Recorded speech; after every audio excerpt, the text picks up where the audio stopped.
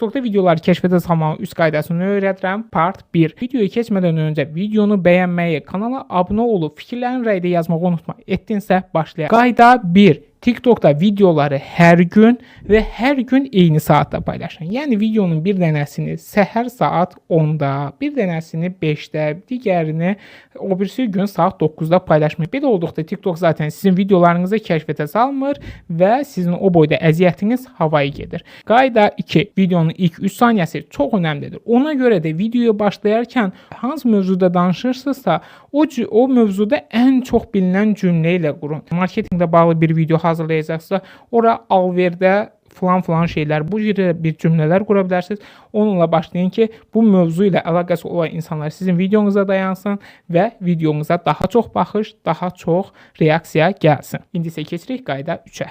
Qətiyyən və qətiyyən video paylaşıb sonra silməyin. Bu sizin səhifənizdə ən azı 5-10 gün geriyə salacaq bir şeydir. Bəs bunun əvəzindən məsələn hər hansı bir problem olduğu videoda videonu yanlış eləmişəm, nə edə bilərəm?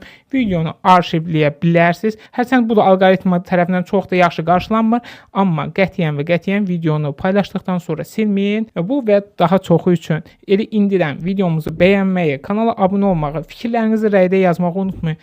Səhifənizdə hansı problemlər var, onu da rəydə qeyd edin. Mütləq hər birini cavablandıracağıq.